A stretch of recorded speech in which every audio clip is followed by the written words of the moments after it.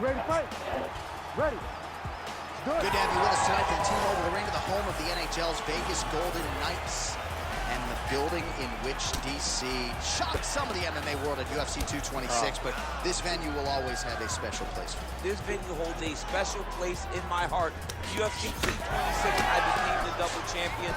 This is a fight venue that you should want to compete in. A great arena where you can make history. Tonight you get your chance. Big power shot there. More strikes to the head. All right, so some adversity for her here. Looks like she has been opened up around that eye.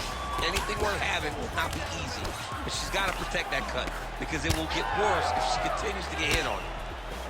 All right, nice job by her to sort of shell up defensively here and prevent any of these shots from getting through. She is taking no damage because she's so on point defensively.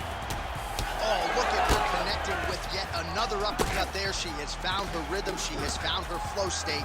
And defensively, the other fighter's going to have to adjust or this fight's going to end soon. She's got to stop anticipating straight because she is splitting her guard every time with the uppercut, whether it's on the right side or on the left side. Man, every time her opponent lands, that cut's getting worse. The cut gets worse and worse. Somewhere there, probably her best strike of the fight. Her best strike, and you don't see this type of power normally in this weight class, but she lands, and she lands very effectively. Nice defense. Back to the feet now. Big right hand.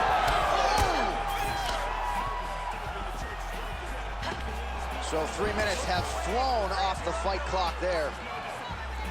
Well, she hasn't gotten the finish yet, but it's not for a lack of effort. Several huge uppercuts have landed, and prevailing wisdom is she goes right back to it here, I think. She has to go back to that. Why would she not go back to it? You don't fix something that's working. It ain't broken.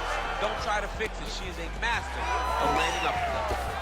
All right, well, if you like blood, this is the fight for you. She is absolutely mastered, and at least in that... This is big.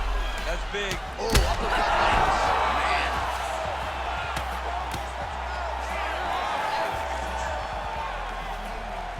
Under a minute now to go in round one. Well, I think if I was a fighter, I'd probably be a headhunter, but she is not that, right? She's invested in the body, and she's done some pretty significant damage to her opponent. Absolutely. You know, you start to go there, and you land something, and you make...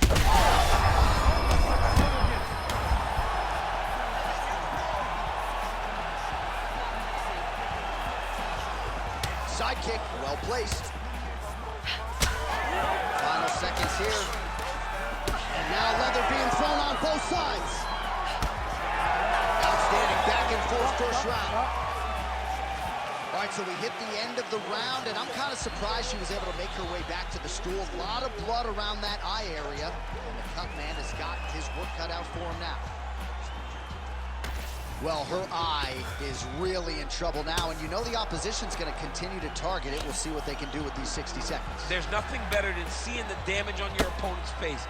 And if she couldn't defend before, she's going to have to be real good on the defensive side this time because now her opponent would be even more aggressive seeing the damage on her face.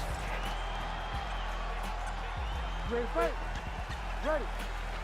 All right, here we go with round two. Well, get the bonus checks ready as our next round gets underway. This crowd is going sick, and hard to blame them after what they saw in the previous They round. are going crazy. These two young ladies are putting on a show. So what's the saying? Live to fight another day. Now this could be the beginning of the end for her opponent. It seems like we are in the final act of a four-part play because this fight is about done. All right, she's right into side control right now, and a lot of fighters would prefer the half guard, but she does some pretty good work here. She does good work in the side control. She likes it. A lot of people will not even pass the side control anymore because it seems like you're giving your opponent an out. But she loves the fact that she has such a great guillotine, and if they turn one way, she'll attack it. So you only have one option to escape this young lady, and by going to your knees, another one. Oh, continuing to attack the head as that punch lands. Oh, big shots raining down. All All right, so no surprise to see her continuing to attack that area. That cut is going to get wider with every passing moment of the fight. You know, generally you expect it to get worse. When you're fighting someone like her, you know it's going to get worse because she's as sharp and as crisp as any striker you ever step in the octagon with. So she's going to be on that cut and attacking that cut relentlessly.